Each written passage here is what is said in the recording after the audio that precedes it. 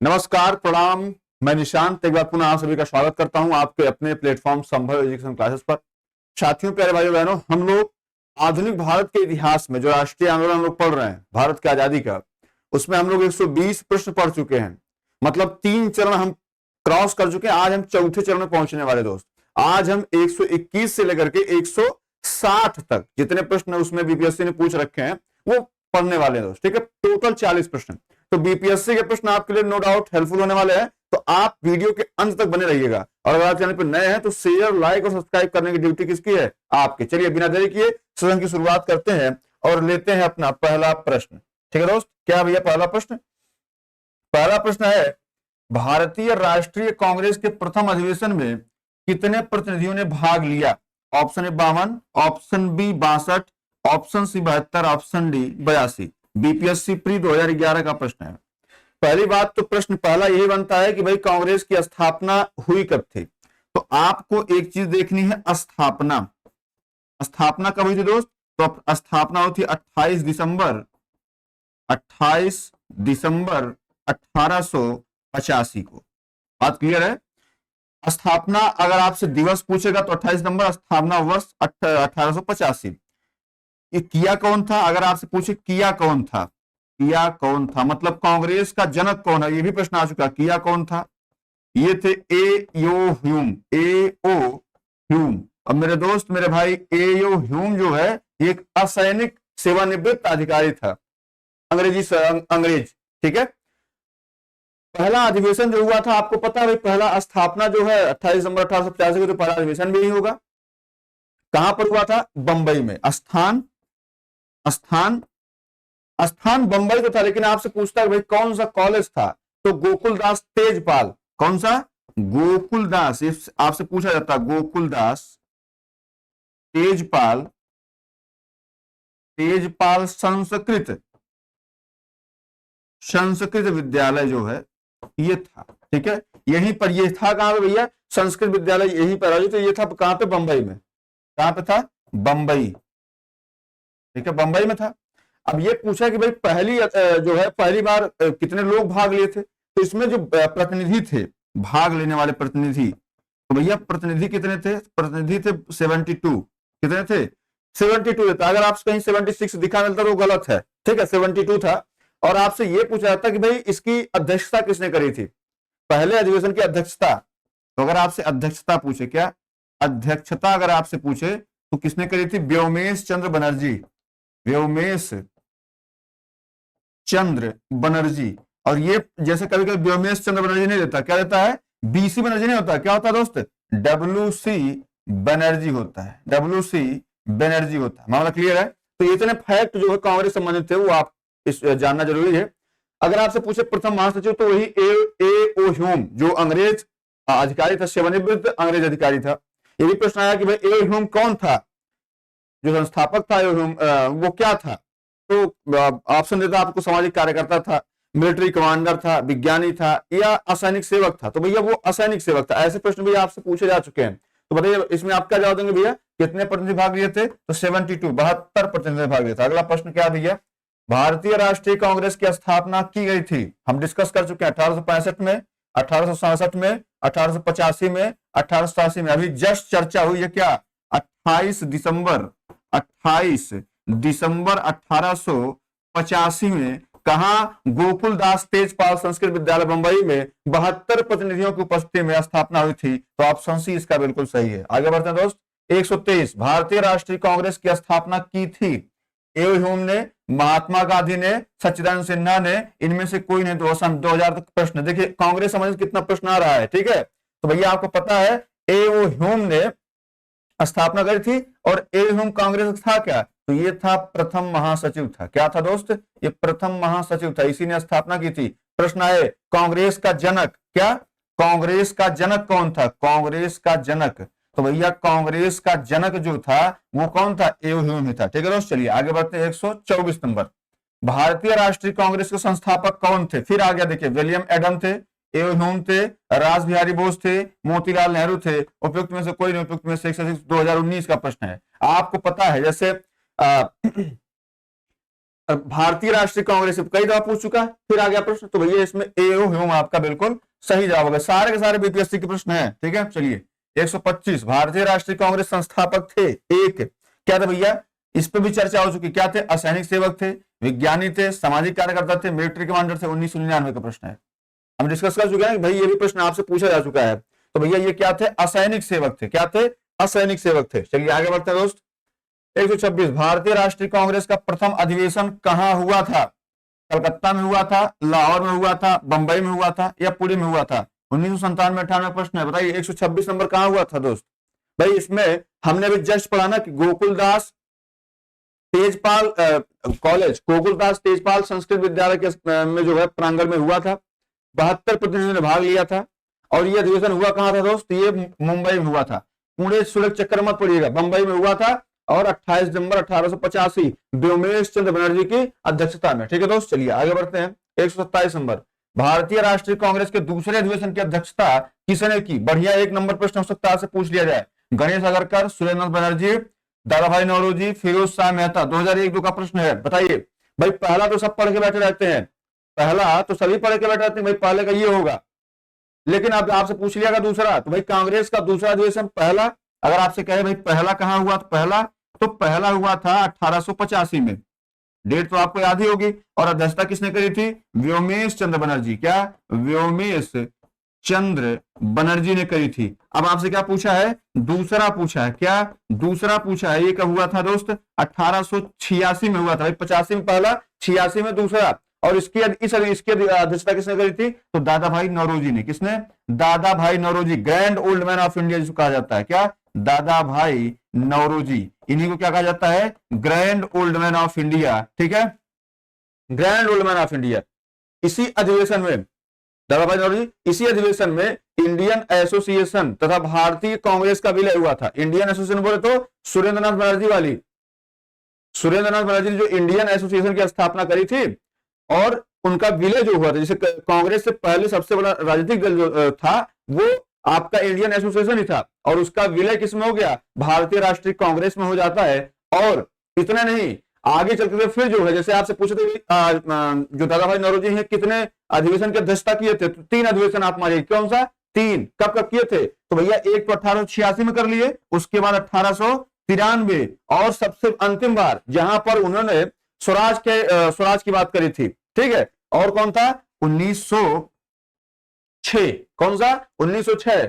अब ये बताइए 1893 वाला कहां हुआ था, तो ये हुआ था लाहौर में। कहां हुआ था दोस्त, ये हुआ था लाहौर में। और 1906 वाला कहां हुआ था, ये हुआ था कलकत्ता में। कहां हुआ था दोस्त, कलकत्ता में। अब आप ऐसे समझिए, जो 1906 में अधिवेशन हुआ था, तो उसके जस्ट बाद से आप ऐसे समझिए कि जो उग्र और नरम जो दोनों दल थे, उनमें कहीं ना कहीं अब नरम दल जो है वो कमजोर पड़ेगा, और जो उग्र दल है, मतलब लाल बाल पाल वाली जो श्रेणी है वो ऊपर जाएगी।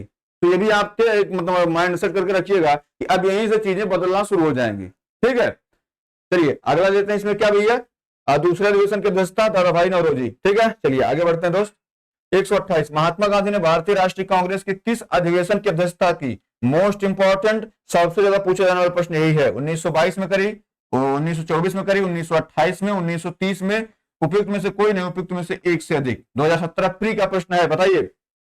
आपको तो चीज पता ही होगी भाई, जो कांग्रेस का 39वां अधिवेशन था, कौन सा, 39वां अधिवेशन, 39वां अधिवेशन, 39वां अधिवेशन, ये भी पूछा था 39वें अधिवेशन की अध्यक्षता किसने करी थी, ये भी आपको याद रखना है। इसकी अध्यक्ष, ये कौन सा अधिवेशन था, बेलगांव अधिवेशन। कौन सा था, बेलगांव अधिवेशन था, बेलगांव अधिवेशन, ठीक है दोस्त। इसी बेलगांव अधिवेशन की अध्यक्षता जो है गांधी जी ने करी थी। हमारा क्लियर है। और आप ऐसे समझिए, इस अधिवेशन में एक प्रस्ताव द्वारा निश्चित भी किया गया था कि गांधी जी के जो रचनात्मक कार्य हैं उन पर बल दिया जाएगा। और इसी अधिवेशन में फेमस काम हुआ था, कौन सा, गांधी दास समझौता, यहीं पे अनुमोदित हुआ था। कौन दास, वही सीआर दास, जो आगे चल करके 1923 में क्या करेंगे, मोतीलाल नेहरू के साथ मिलकर के स्वराज पार्टी की स्थापना करेंगे। मामला क्लियर है ना। तो अगर आपसे ये पूछता है कि गांधी दास समझौते का अनुमोदन कब हुआ था, तो इसी में हुआ था, 1924 में ही, ठीक है। मतलब आप जैसे जब सीआर दास और मोतीलाल नेहरू 1923 में असहयोग आंदोलन के विरोध में जब स्थापना करते हैं इलाहाबाद में स्वराज पार्टी की 1923 में, बाद में जब 1924 में बनते हैं अध्यक्ष तो इन दोनों का थोड़ा सा ये होता कोलैबोरेशन। तो उस टाइम स्वराज पार्टी के जो अध्यक्ष थे वो ये कहते थे कि मैं जो है जो अभी असहयोग आंदोलन चल रहा है इसका भरपूर समर्थन करता हूं और मैं कभी भी इस आंदोलन से पीछे नहीं हटूंगा। लेकिन एक बात और कहते थे कि मैं कांग्रेस का अभिन्न अंग हूं। तो जो 1924 में चीजें घटती हैं कहीं ना कहीं उसका प्रभाव रहता है। मामला क्लियर है? तो इसको समझिएगा। चलिए आगे बढ़ते हैं दोस्त। इंडियन नेशनल कांग्रेस के प्रथम भारतीय महिला अध्यक्ष कौन थी? दो प्रश्न यहां से बनता, दोनों बताऊंगा आपको। Shrimati Annie Besant, Suchitra Kripalani, Sarojini Naidu, Indira Gandhi. 2015 का प्रश्न है। एक चीज बताऊंगा आपको, यहां से दो प्रश्न क्या बनता है भैया? दो प्रश्न ये बनता है। पहला बनता है कि प्रथम, जैसे आपसे पूछ ले कि भाई इंडियन नेशनल कांग्रेस की प्रथम महिला अध्यक्ष, ये पहला प्रश्न हो गया। प्रथम महिला अध्यक्ष, तो भैया आपको पता है कौन बनी थी अध्यक्ष? तो प्रथम महिला अध्यक्ष थी एनी बेसेंट। कौन थी? एनी बेसेंट थी। एनी बेसेंट थी। और एनी बेसेंट बनी कब थी? 1917 में बनी थी। इन्होंने ही महिला संघ की स्थापना 1917 में कर दिया था। ठीक है, अब देखिए आगे बढ़ते हैं दोस्त। तो अब भाई एनी बेसेंट तो गलत हो गई। सरोजिनी नायडू जो है इनके विषय में आप जान लीजिए, इनको कहा जाता है भारत कोकिला। क्योंकि क्या कहते हैं? भारत कोकिला कहते हैं, है ना? भारत कोकिला क्या बोलते हैं? भारत कोकिला। भारत कोकिला, भारत कोकिला कहते हैं। ठीक है, और ये उत्तर प्रदेश की पहली राज्यपाल थी, पहली महिला राज्यपाल। पूरे ऐसे क्या समझ सकते हैं, पूरे भारत की पहली महिला राज्यपाल थी। और कहां की थी? तो उत्तर प्रदेश की। ठीक है, अब यहां पे आप समझिए, ये भी गलत हो गया। इंदिरा गांधी भी गलत है ना? ये सुचेता कृपलानी, इसमें माफ करिएगा, सुचेता कृपलानी की ये मुख्यमंत्री थी। जो सरोजिनी नायडू, यही क्या है? यही सरोजिनी नायडू जो है 1925 में, 1925 कानपुर अधिवेशन, कब? कानपुर अधिवेशन में, माफ करिएगा, कानपुर अधिवेशन में क्या होता है? यही अध्यक्षता करती सरोजिनी नायडू। ठीक है मेरे दोस्त, तो सुचेता कृपलानी पहली महिला मुख्यमंत्री थी। मामला क्लियर है? चलिए आगे बढ़ते हैं दोस्त। 130 भारतीय राष्ट्रीय कांग्रेस का 27वां अधिवेशन, हमने अभी कहा है भाई 39वां अधिवेशन गांधी जी 1924 में। 27वां अधिवेशन कब हुआ था? किस स्थान पर हुआ था? भागलपुर, पटना, रांची, बांकीपुर। प्री 2011 का प्रश्न है, बताइए भाई। भारतीय राष्ट्रीय कांग्रेस, इंडियन नेशनल कांग्रेस के जो इसमें जो अधिवेशन हुआ था कहां हुआ था? तो भैया आपको एक चीज आप जानकारी होगी कि जो जैसे एक एक करके जो ऐसा नहीं कंटिन्यू फॉर्म में जो है ये अधिवेशन हुआ है, नहीं। भारतीय राष्ट्रीय कांग्रेस का जो 27वां अधिवेशन हुआ है ये हुआ 1912 में। कब हुआ है? 1912 में। अभी क्या कंटिन्यू फॉर्म में चलेगा, लेकिन बाद में कंटिन्यू फॉर्म में नहीं चलेगा। और इस अधिवेशन की अध्यक्षता जो है, इस अधिवेशन की अध्यक्षता किसने करी थी? ये भी प्रश्न आपसे उतना इंपॉर्टेंट नहीं है, लेकिन प्रश्न ये है कि 1912 में ही ए.ओ. ह्यूम को कांग्रेस का पिता कहा गया। इसी अधिवेशन में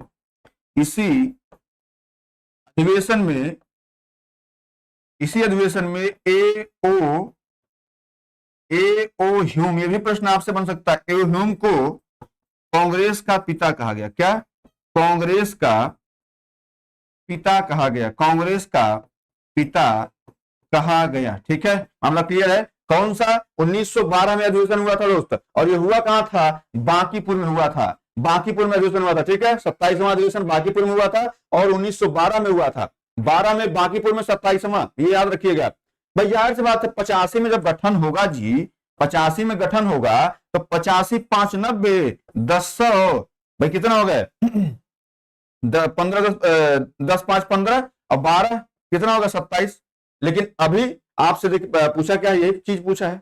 तो भाई 12वां 1912 में हुआ था, 27वां हुआ था, और इसी अधिवेशन में हमको कांग्रेस का पिता कहेगा। कांग्रेस का पिता वाला प्रश्न पता बहुत इंपॉर्टेंट है, ये आपसे हो सकता है किसी किसी एग्जाम में रिपीट करे। चलिए आगे बढ़ते हैं दोस्त। 131 नंबर पुस्तक poverty and British rule in India किसने लिखी है? आर.सी. दास, आर.सी. दत्त, दादा भाई नौरोजी, बिपिन चंद्र पॉल, लाला लाजपत राय। उपयुक्त में से कोई नहीं, उपयुक्त में से एक से अधिक। 2018 का प्रश्न है। बताइए दोस्त इसका सही जवाब क्या होगा?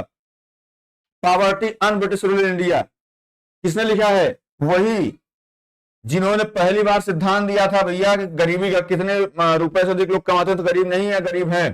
Poverty and British rule in India, Dadabhai Naoroji. और इन्होंने क्या कहते हैं? Grand old man of India. क्या?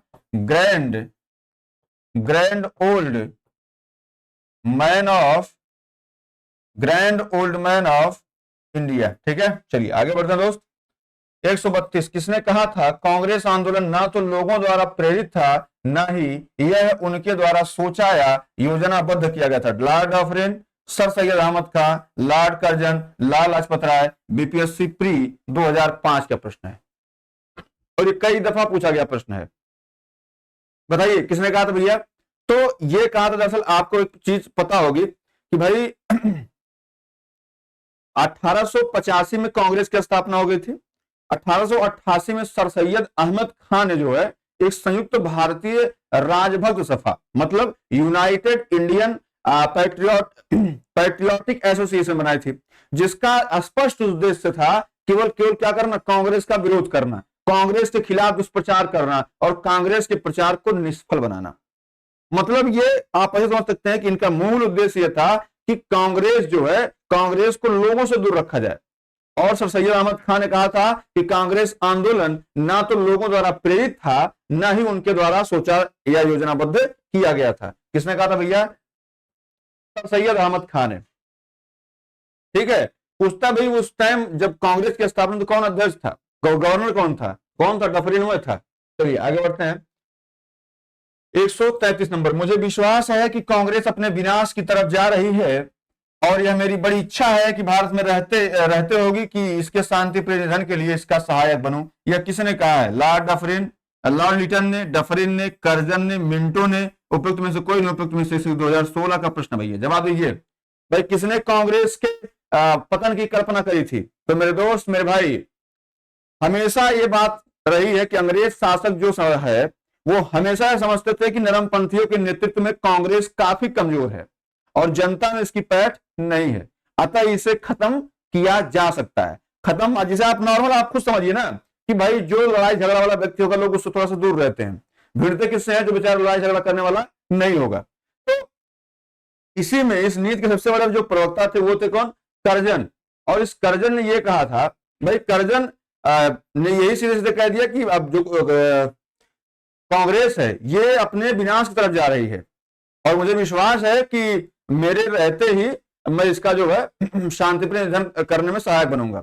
आगे चल करके 1903 में मद्रास के गवर्नर ने लिखा था कि जब से मैं भारत आया हूं मेरी नीति यही रही है कि किसी भी तरह कांग्रेस को नपुंसक बना दूं।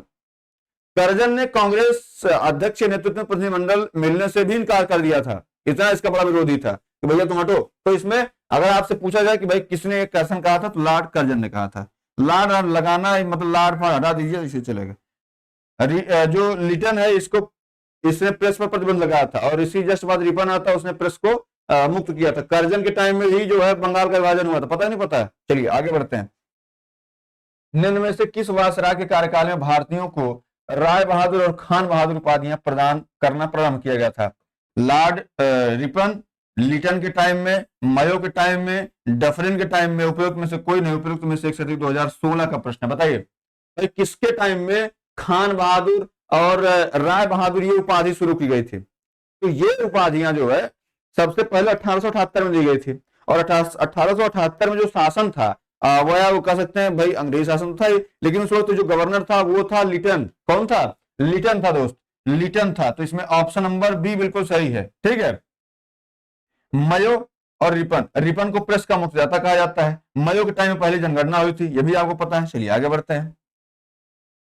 अधिकतर नरमपंथी नेता थे ग्रामीण क्षेत्रों से, शहरी क्षेत्रों से, ग्रामीण था शहरी दोनों से, पंजाब से। बीपीएससी प्री 2019 का प्रश्न है। बताइए अधिकतर नरमपंथी नेता कहां के थे? तो भैया आपको पता है कि हमेशा जो नरमपंथी विचारधारा रही है वो किसकी रही है?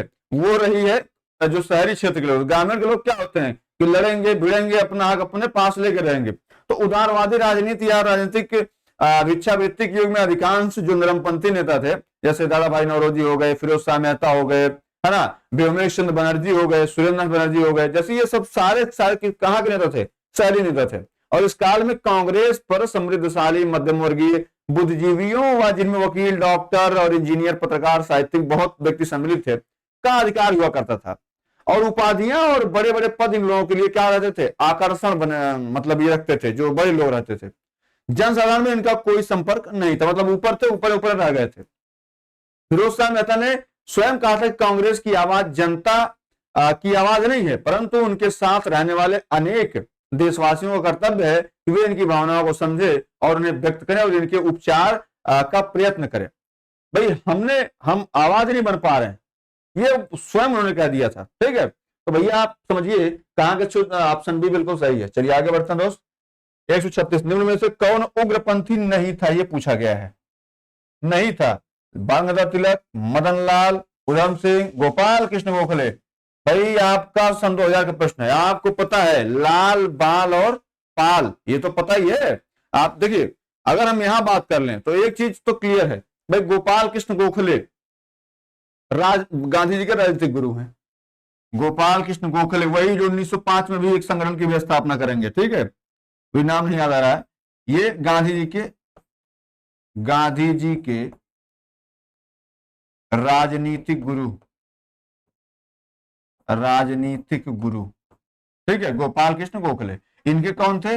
राणा डे थे। कौन से थे? राणा डे। ये क्या थे भैया? ये थे जो है सामाजिक कार्यकर्ता। तो अब जाहिर सी बात है ये गांधी जी गुरु मतलब नरमपंथी, तो उग्रपंथी कौन नहीं था, तो ऑप्शन डी बिल्कुल सही है। चलिए आगे बढ़ते हैं। भारत सेवक समाज की स्थापना किसने करी थी? लाला लाजपत राय ने, बिपिन चंद्र पाल ने, गोपाल कृष्ण गोखले ने, भगत सिंह ने। उपयुक्त में से कोई नहीं, उपयुक्त में से 2019 का प्रश्न है। बताइए दोस्त इसका सही जवाब क्या होगा? बताइए इसका सही जवाब भारत सेवक समाज। वही अभी चर्चा हुई थी ना, हमने कहा ना कि भाई भारत सेवक समाज की स्थापना हुई। देखिए दो चीज बनती है, स्थापना हुई कब थी और किसने जो है करी थी। तो भैया इसकी स्थापना 1905 में हुई थी और किसने की थी? गोपाल कृष्ण गोखले। गोपाल कृष्ण गोखले। अब आप सोच रहे होंगे नया प्रश्न, नया नहीं है, सब जगह लिखा है। क्या? The servant of Indian society, the servant of Indian society, the servant of Indian society. मतलब क्लियर है, या सर्वेंट ऑफ इंडियन सोसाइटी आप कुछ भी ले सकते हैं। भारत सेवक मंडल इसी को बोलते हैं। और इसका उद्देश्य क्या था कि भारत सेवा के लिए प्रचार करना और उसके लिए प्रचारक तैयार करना। सावधान रूप से भारतीय जो है वो प्रचार प्रसार करें, उसके लिए करते। आगे अगर बात करें दोस्त, जैसे इसमें और कौन से, इसे भगत सिंह की बात करेंगे तो उन्होंने हिंदुस्तान सोशलिस्ट रिपब्लिकन एसोसिएशन की स्थापना करी थी। किसकी? HSRA की, हिंदुस्तान सोशलिस्ट रिपब्लिकन एसोसिएशन। कहां पर करी थी भैया? ये इन्होंने करा था दिल्ली में, फिरोज शाह कोटला में 1928 में। 24 में HRA की स्थापना हुई, 28 में उन्होंने HSRA की स्थापना करी थी। तो भगत सिंह उसके लिए है। फिलहाल इसमें सही जवाब क्या हो जाएगा? ऑप्शन नंबर सी हो जाएगा। चलिए आगे बढ़ते हैं दोस्त। 138 1905 में सर्वेंट ऑफ इंडियन सोसाइटी की स्थापना किसके द्वारा की गई थी? सूर्यानंद बनर्जी, बिपिन चंद्र पाल, महादेव गोविंद राणा ने, गोपाल कृष्ण गोखले। भाई Gopal Krishna Gokhale servant of Indian society, बिल्कुल बात सही है। सूर्यानंद बनर्जी इंडियन एसोसिएशन वो किए थे, बाद में जाकर कांग्रेस से विलय हुआ था। चलिए आगे बढ़ते हैं। 139 नंबर।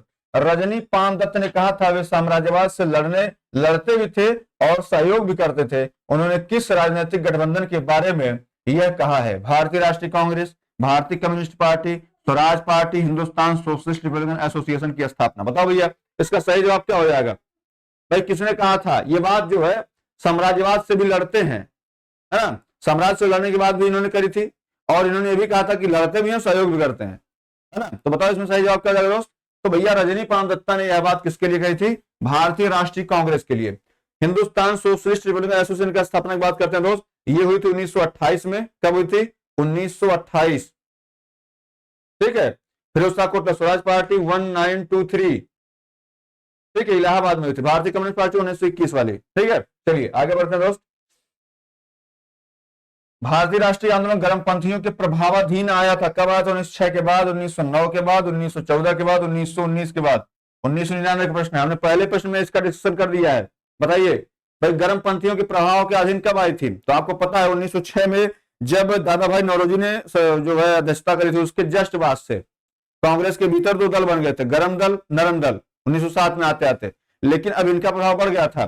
जैसे इनके जो प्रमुख कांग्रेसी नेता थे उनमें बाल गंगाधर तिलक थे, वही लाल पाल, लाल लाजपत राय थे, विपिन चंद्र पाल थे, तथा एक अलग से अरविंद घोष हैं जो आगे चल करके फिर अलग हो जाएंगे, साधु सन्यासी बन जाएंगे। ठीक है, इन नेताओं ने स्वराज को अपना लक्ष्य बनाया, जो जिसका नारा जो है पहली दफा जो है दादा भाई नौरोजी दिए थे। तिलक ने नारा वहीं पे दिया था, क्या दिया था? स्वराज मेरा जन्मसिद्ध अधिकार और मैं इसे लेकर के रहूंगा। तो भैया ये कब से हुआ था? 1906 के बाद से। ठीक है, चलिए आगे बढ़ते हैं दोस्त।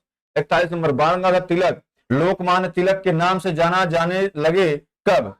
जब वे एक लोकप्रिय शिक्षक बने, उन्होंने एक लोकप्रिय अखबार शुरू किया, सरकार ने उन्हें रैंड मर्डर केस में अभियुक्त बनाया, उन्होंने शिवाजी और गणपति उत्सव शुरू किया, उपयुक्त में से कोई नहीं, उपयुक्त में से एक से अधिक। 2018 का ये प्रश्न है। जवाब दीजिए मेरे दोस्त। इसका सही जवाब क्या होगा कि भाई बाल गंगाधर तिलक जो है ये लोकमान्य तिलक कब बने थे? तो आपको एक चीज तो पता भैया कि जो बाल गंगाधर तिलक है वो पुणे में जो असिस्टेंट कलेक्टर था रैंड जो, तो उसकी हत्या किया था, इसमें कोई दो राय नहीं है। और इसके लिए जो है उन्होंने क्या किया था, 18 महीना इन्होंने कारावास की जो इनको सजा सुनाई की, तो वो जेल काट के भी आए थे। जब वे जेल से बाहर आए तो वो एक राष्ट्रीय नायक के रूप में उभरे और उन्होंने उनको क्या प्राप्त हुआ, लोकमान्य की उपाधि प्राप्त हुई।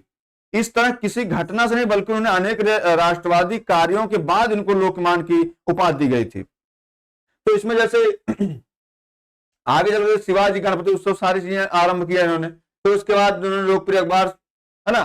तो मतलब ये कई जो राष्ट्रवादी घटनाएं थी इनको जब इन्होंने किया था उसके बाद इनको मिला था। तो इसमें ऑप्शन नंबर ई सही हो जाएगा। ठीक है भाई, शिक्षक तो शिक्षक नहीं थे इसमें, लेकिन बी और सी, बी सी डी सही है। चलिए आगे बढ़ते हैं दोस्त।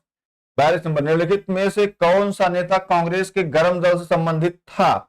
अरविंद घोष, गोपाल कृष्ण गोखले, दादा भाई नौरोजी, एस एन बनर्जी। तो भैया ये तीनों लोग क्या थे, नरम दल वाले थे। कौन से दल वाले?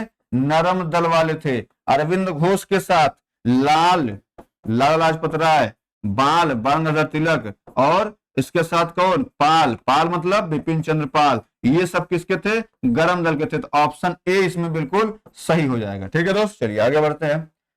नेशनल काउंसिल ऑफ एजुकेशन की स्थापना कब हुई थी? 15 अगस्त 1903 में, 15 अगस्त 1904 को, 15 अगस्त 1905 को, 15 अगस्त 1906 को। भाई 2011 का प्रश्न है। जवाब दीजिए। नेशनल काउंसिल ऑफ एजुकेशन, बताइए इसका सही जवाब क्या होगा। नेशनल काउंसिल ऑफ एजुकेशन की स्थापना कब हुई थी? तो आपको पता उच्च शिक्षा के लिए जो है नेशनल काउंसिल ऑफ एजुकेशन की स्थापना करी गई थी। कब? 15 अगस्त 1906 को। कब? 15 अगस्त 1906 को नेशनल काउंसिल ऑफ एजुकेशन की स्थापना की गई थी। यही प्रश्न आपसे पूछा जाता है कि भाई कहां पर यह स्थापना हुई थी? तो रंगपुर नेशनल स्कूल की स्थापना हुई थी इसके नाम पर। 16 नवंबर 1905 में कलकत्ता के एक सम्मेलन का आयोजन किया गया था और इस सम्मेलन में जो है राष्ट्रीय साहित्यिक, वैज्ञानिक और तकनीकी शिक्षा देने के लिए राष्ट्रीय शिक्षा परिषद का गठन किया गया था, नेशनल काउंसिल ऑफ एजुकेशन का। ठीक है, इसका जवाब आपका ऑप्शन नंबर डी हो जाएगा। चलिए आगे बढ़ते हैं। 144 नंबर, क्या भैया, राष्ट्रीय आंदोलन में निम्न में से किसको नरमदलीय के तौर पर नहीं जाना जाता है? आप पता लगा आप यहाँ नरमदली पढ़ लिए, उसके बाद आप मार दादा नौरोजी को। भाई किसको नहीं जाना था ये पूछा जाता ना। तो आपको पता भैया कि राणा डे, गोपाल कृष्ण गोखले और नौरोजी ये किसके हैं? ये नरमदली हैं। किसके हैं? नरमदली हैं।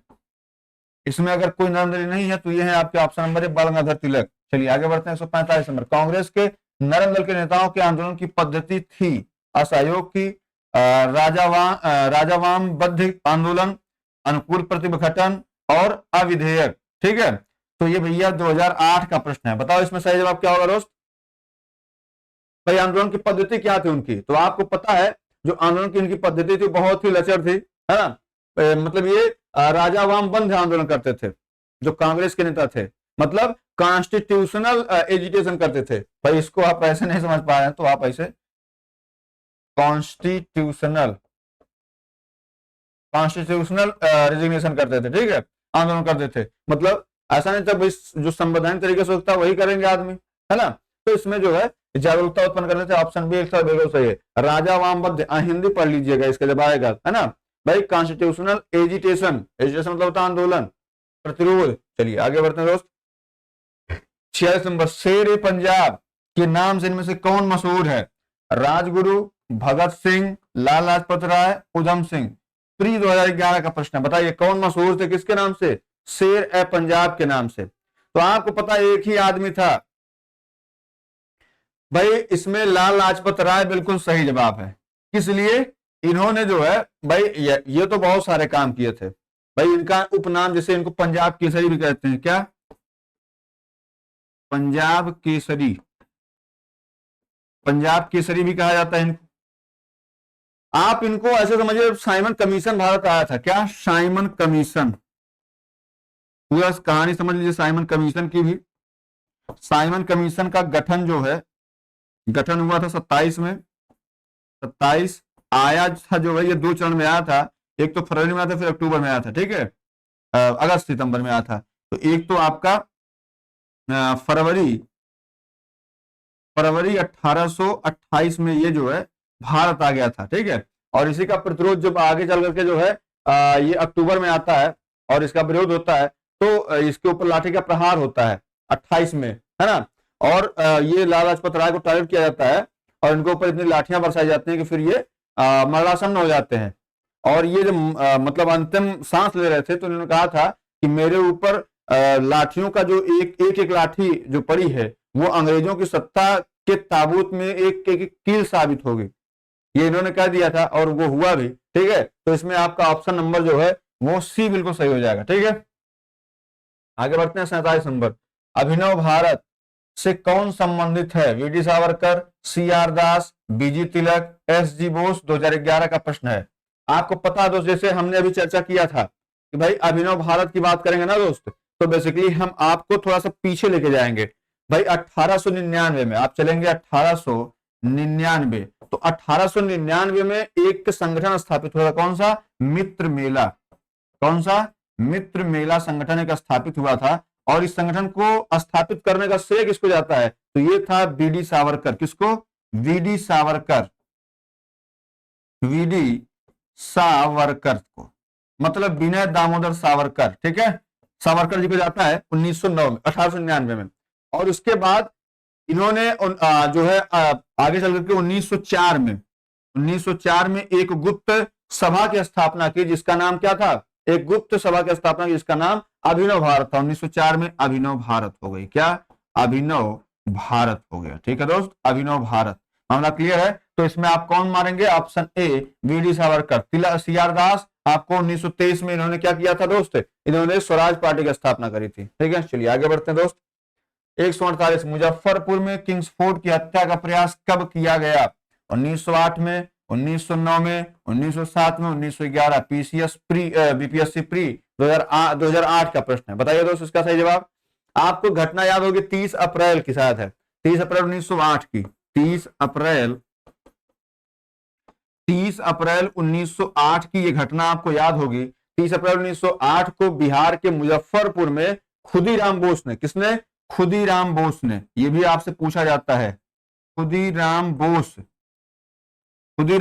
थे, ठीक है। खुदीराम बोस और एक और व्यक्ति से क्या नाम था? प्रफुल्ल चाकी। खुदीराम बोस और प्रफुल्ल चाकी ने क्या किया? अप्रैल 1908 में जो किंग्सफोर्ड था उसकी गाड़ी पर बम फेंक दिया, लेकिन वो बम जो है किंग्सफोर्ड की गाड़ी पर नहीं गिरता है, वो गिरता है दुर्भाग्यवश कह सकते हैं जो आंदोलन से हमदर्दी रखने वाले व्यक्ति थे, कनेडी। तो कनेडी की पत्नी और पुत्री जो है उसमें मारी जाती हैं। तो प्रफुल्ल चाकी ने जो है बचने के लिए पुलिस से इन्होंने आत्महत्या कर ली और आगे चल के सबसे कॉमन खुदीराम बोस को जो है फांसी की सजा दे दी गई गिरफ्तार करने के बाद, ठीक है। तो भैया इसमें जब क्या होगा आपका 1908 होगा। 30 अप्रैल 1908 को किंग्सफोर्ड की हत्या का प्रयास किया गया था, ठीक है। चलिए आगे बढ़ते हैं दोस्त। 149, निम्न में से कौन सा एक राष्ट्रवादी समाचार पत्र नहीं था? The Hindu, Bengali, the Mahratta, the Times of India. उपयुक्त में से कोई नहीं, उपयुक्त में से एक से अधिक। 2018 का प्रश्न बताइए। भाई राष्ट्रवादी समाचार पत्र नहीं था, बहुत पहले की बात है, बहुत पहले की बात है और बहुत पहले भी नहीं था और कहते हैं कि आज भी नहीं है। तो भाई आपको एक चीज तो पता है कि द टाइम्स ऑफ इंडिया ये जो है राष्ट्रवादी समाचार पत्र नहीं था, द टाइम्स ऑफ इंडिया, ठीक है। और जबकि जो बंगाली था या द हिंदू था या महरत्ता था, आगे हम डिस्कस करेंगे भाई इसके संस्थापक कौन थे, सारी चीज डिस्कशन होगा, बेफिक्र रहिए। तो ये जो अखबार थे ये तो भाई क्रांतिकारी अखबार थे, मतलब ये कह सकते हैं कि भाई उनका सद्भाव था भारत के प्रति, लेकिन इसका नहीं था। चलिए आगे बढ़ते। 150 नंबर, क्या भैया?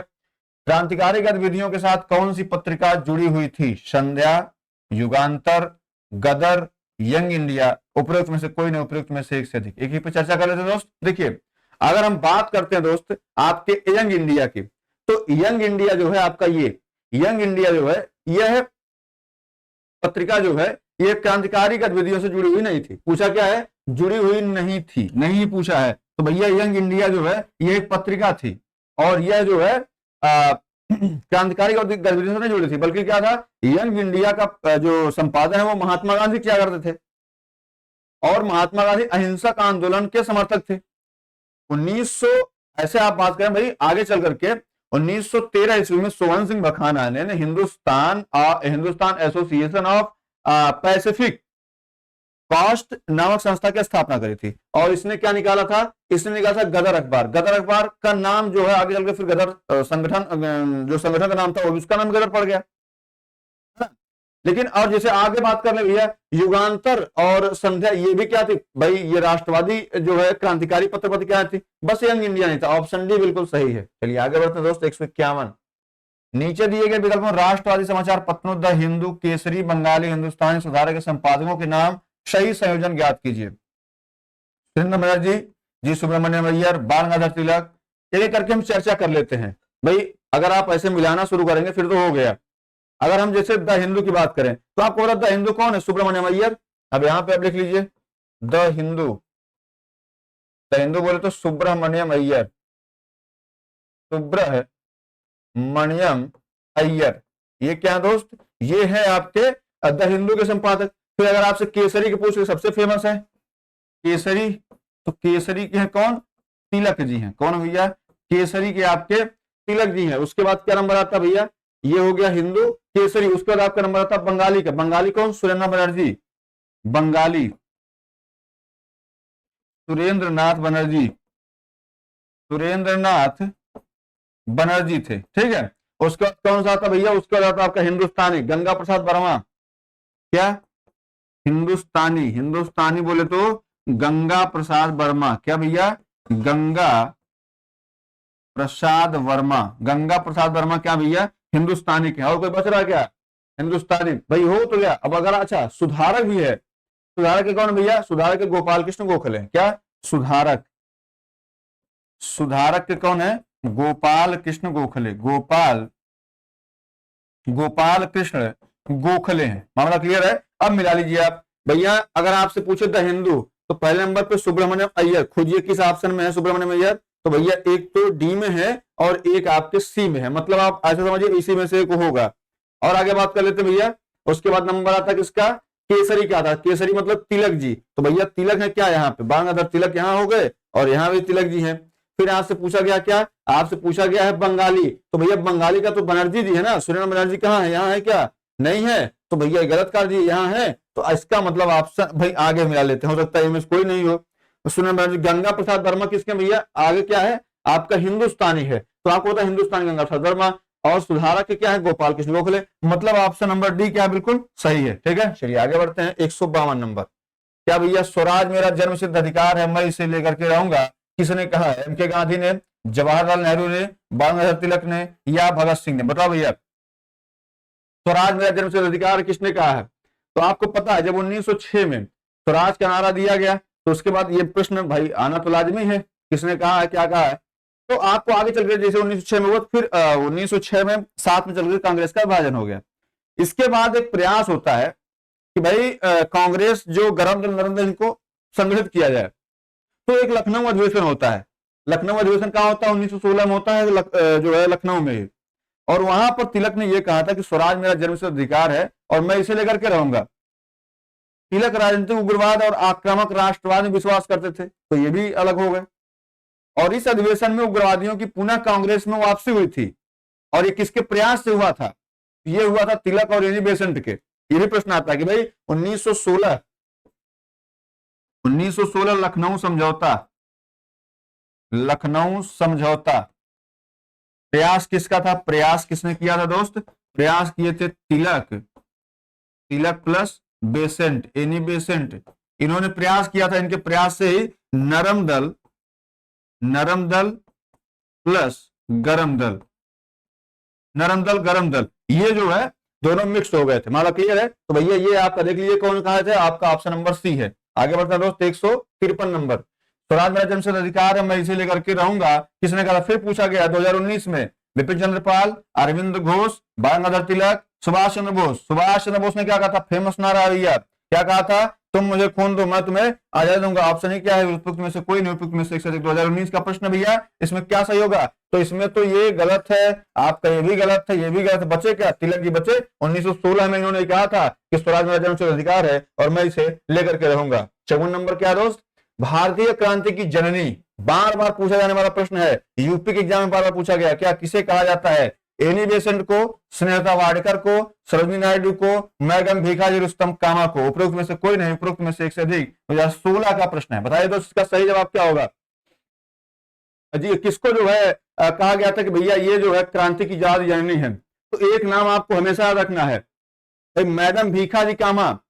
इनका विवाह, जैसे ये बहुत क्रांतिकारी महिला थी, इन्होंने दादाभाई नौरोजी के निजी सचिव के रूप में काम भी किया था। आगे चल करके 1907 में जर्मनी के स्टुअर्ट में आयोजित अंतरराष्ट्रीय सोशलिस्ट सम्मेलन में, कहां पे? जर्मनी में। इन्होंने क्या किया था सम्मेलन में? ये क्या की थी, जाकर के वहां स्वाधीनता का झंडा भी इन्होंने लहराया था। कब? अभी हो सकता है आपसे पूछ लेंगे कब इन्होंने लहराया था? तो 1907 में, 1907 में जर्मनी में पहली बार झंडा, 1907 में, 1907 आपको याद रखना है, जर्मनी रखना है। और स्वतंत्रता का झंडा, क्या? स्वतंत्रता का झंडा, पहली बार स्वतंत्रता का झंडा क्या इन्होंने लहराया था 1907 में जर्मनी में जाकर के, ठीक है। और यह झंडा कलकत्ता झंडे का परिवर्तित रूप था, इसको कह सकते हैं आप। और इसीलिए इनको क्या कहा जाता है? भारत क्रांति की मां कहा जाता है, मदर ऑफ इंडियन रिवोल्यूशनरी कहा जाता है। मामला क्लियर है? तो बताइए कौन है भैया? भीखाजी रुस्तम कामा। ऑप्शन डी बिल्कुल सही है। चलिए आगे बढ़ते हैं दोस्त। मैडम कामा ने भारत के तिरंगी स्वतंत्रता ध्वज को कहां फहराया था? पेरिस में, लंदन में, स्टुटगार्ट में, जिनेवा में। उपयुक्त में से कोई नहीं, उपयुक्त में से एक से अधिक। 2020 का प्रश्न सेम अभी हम डिस्कस कर रहे थे ना दोस्त। बताइए कहां फहराया था? आपको पता है ये फहराया था स्टुटगार्ट में। और ये कहां पर था दोस्त? ये पड़ता है जर्मनी में। कब फैलाया था? 1907 में फैलाया था दोस्त। 1907 उन्होंने क्या फहराया था? जर्मनी में। और जर्मनी की में जगह कौन सी थी? स्टुटगार्ट में, ठीक है, स्टुटगार्ट में फहराया था। आप ऑप्शन से बिल्कुल सही। आगे बढ़ते हैं दोस्त। 156 नंबर, मैडम कामा ने 1907 में प्रथम तिरंगा ध्वज कहां फहराया था? बार बार पूछा जा रहा है। देखिए 2015 में पूछा गया, फिर लंदन में फहराया था, पेरिस में, मॉस्को में, स्टुटगार्ट में। तो आपको पता है जर्मनी में फहराया था। और जर्मनी की किस जगह पे? स्टुटगार्ट में। ऑप्शन डी बिल्कुल सही जवाब है। आगे बढ़ते हैं दोस्त। 157 नंबर, लंदन में इंडिया हाउस, दादा भाई नौरोजी, फिर से आप याद रख लीजिए, अभी दादा भाई नौरोजी का नाम आने वाला है। इंडिया हाउस के संस्थापक कौन थे? श्याम जी कृष्ण वर्मा, रास बिहारी बोस, रामचंद्र, तारकनाथ दास। उपयुक्त में से कोई नहीं, उपयुक्त में से 2019 का प्रश्न है। बताइए इंडिया हाउस की बात कर रहे हैं दोस्त, इंडिया हाउस या इंडियन हाउस आप बोल सकते हैं। तो भैया इंडियन हाउस की स्थापना जो है ये किया था श्याम जी कृष्ण वर्मा जी ने किया था। कब किया था? 1905 में उन्होंने किया था। कब? 1905 में इन्होंने किया था। Indian house, Indian association, Indian socialist association, बहुत सारे हुए हैं, एक एक करके पढ़िएगा तो आपको भूलेगा नहीं। और यहीं पे श्याम जी कृष्ण वर्मा ने जब होम रूल सोसाइटी की भी स्थापना करी थी, इंडिया हाउस की भी स्थापना इन्होंने करी थी। और यहीं से एक समाचार पत्र निकाला था इन्होंने, सोशियोलॉजिस्ट, ठीक है। लंदन में सरकारी तंत्र के विशेष सक्रिय होने के कारण जो है श्याम जी वहां से पेरिस और अंततः फिर जिनेवा चले गए थे, ठीक है। तो बताइए इसका सही जवाब? इसका सही जवाब ऑप्शन नंबर ए हो जाएगा। आगे बढ़ते हैं दोस्त। 158 नंबर, बंग भंग के बाद कौन सा आंदोलन शुरू हुआ था? सविनय अवज्ञा आंदोलन, स्वदेशी आंदोलन, भारत छोड़ो आंदोलन, असहयोग आंदोलन। बताइए कौन सा हुआ था? बंग भंग बोले तो वही बंगाल वाला भाई। भारत छोड़ो 1942, असहयोग आंदोलन 1920, सविनय अवज्ञा 1930, उसके बाद स्वदेशी आंदोलन भी उसी टाइम हुआ था। बताइए इसका सही जवाब क्या होगा दोस्त? भाई बंग भंग आंदोलन हुआ कब था? बंग भंग ये हुआ था बंग भंग 1905 में, 7 अगस्त 1905। आपको पता है मेरे दोस्त 7 अगस्त 1905 क्या कि जो है 20 जुलाई को बंगाल विभाजन की घोषणा होती। क्या? 20 जुलाई, आपको 3 डेट याद रखनी है। क्या? 20 जुलाई 1905, ठीक है, 7 अगस्त 1905, उसके बाद 16 अक्टूबर 1905, 16 अक्टूबर 1905, उसके बाद आपको याद रखना 1911, ठीक है, घोषणा पत्र जो होता है 20 जुलाई को घोषणा होती है कि भैया अब जो है बंगाल का विभाजन किया जाएगा। 7 अगस्त को उसके खिलाफ में कलकत्ता के टाउन हॉल में ऐतिहासिक बैठक में स्वदेशी आंदोलन को विधिवत घोषणा करने की बात कही जाती है। तो भैया जैसे ही बंग भंग आंदोलन, इसी को जो है स्वदेशी आंदोलन भी कहते हैं। तो इसमें ऑप्शन नंबर बी आपका बिल्कुल सही हो जाएगा, ठीक है। बाकी सब बाद में हुए थे, 1930 में कोई हुआ था, कोई 1942 में, कोई 1920 में हुआ था। और अंततः क्या होता है? अंततः 16 अक्टूबर 1905 को बंगाल का विभाजन हो जाता है। और आगे चल के फिर जो दिल्ली दरबार का आयोजन होता है उसमें 1911 में इस विभाजन को रद्द भी किया था, आगे हम लोग पढ़ेंगे। मामला क्लियर है। चलिए आगे क्या प्रश्न, 159 नंबर, लॉर्ड कर्जन के द्वारा 1905 में किया गया बंगाल विभाजन किस वर्ष रद्द किया गया था? 1911, 1904, 1906, 1907, 2008 का प्रश्न है। अभी हम लोग पढ़े हैं ना इसको, बताइए। आपको पता है कि भाई जो 16 अक्टूबर को विभाजन हुआ था उसको रद्द करने का जो एक आदेश पारित हुआ था वो हुआ था 12 दिसंबर 1911 को, है ना। 12 दिसंबर 1911 को ये कहा गया था कि भैया अब जो है बंगाल का विभाजन रद्द होगा और हमारी जो नई राजधानी होगी वो दिल्ली होगी। उड़ीसा और बिहार को इससे अलग कर दिया जो गया था, उड़ी होगा, ठीक है। और असम को एक नया प्रांत बनाने का भी आह्वान यहीं से हुआ था। बात क्लियर है। तो इसको आप याद रखिएगा। बाद 1912 में भारत की राजधानी बनती है दिल्ली, है ना। वो घोषणा का प्रभाव यही था। तो बताइए बंगाल विभाजन कब रद्द हुआ था? 1911 में। 160 अंतिम प्रश्न है दोस्त। तेजी से इसलिए पढ़ाते हैं ताकि आपको प्रैक्टिस करनी है, आपको बस क्वेश्चन देखना है, क्योंकि ये क्वेश्चन सेम टू सेम आपके एग्जाम में रिपीट होने वाला है। मामला क्लियर है। तो कांग्रेस ने स्वराज प्रस्ताव वर्ष 1905 में पारित किया। प्रस्ताव का उद्देश्य क्या था? अपने लिए संविधान बनाने का अधिकार, परंतु ऐसा नहीं हुआ। स्वशासन सुनिश्चित करना, उत्तरदायी सरकार, स्वयं की सरकार। 2011 का यह प्रश्न है। बताइए दोस्त इसका सही जवाब क्या होगा? स्वराज की बात हो रही है। वही कांग्रेस ने स्वराज संबंधी प्रस्ताव 1905 में पास किया था। 1905 में जो बनारस अधिवेशन हुआ था उसमें इस पर चर्चा की गई थी। और 1906 के कलकत्ता अधिवेशन में स्वराज जो कह सकते हैं कि स्वराज के लिए आगे आने वाले दादा भाई नौरोजी, उन्होंने इसकी बात कही थी। और स्वराज किस लिए था? स्वराज मतलब अपना राज, स्वशासन जो उसको सुनिश्चित करना। तो इसमें ऑप्शन बी क्या है? बिल्कुल सही जवाब है। उम्मीद कर रहा हूं मेरे सभी साथी आज की क्लास से उनको थोड़ा सा वो मिला होगा मोटिवेशन, और ऐसे प्रश्न आपसे बार बार पूछे जाते रहेंगे, ठीक है मेरे दोस्त। तो इसके लिए आप अपने मानसिक रूप से तैयार रहा करिए। कल फिर हम मुलाकात करेंगे इसी चैनल पे, वही दोपहर 12 बजे। किस लिए भैया? आगे फिर नहीं पढ़ना है, 161 नंबर से पढ़ेंगे और अगली बार 200 तक पहुंच जाना है, ठीक है। तो चलिए दोस्त अब हमें इजाजत दीजिए, कल फिर आपसे 12 बजे मिलते हैं। तब तक के लिए नमस्कार, जय हिंद।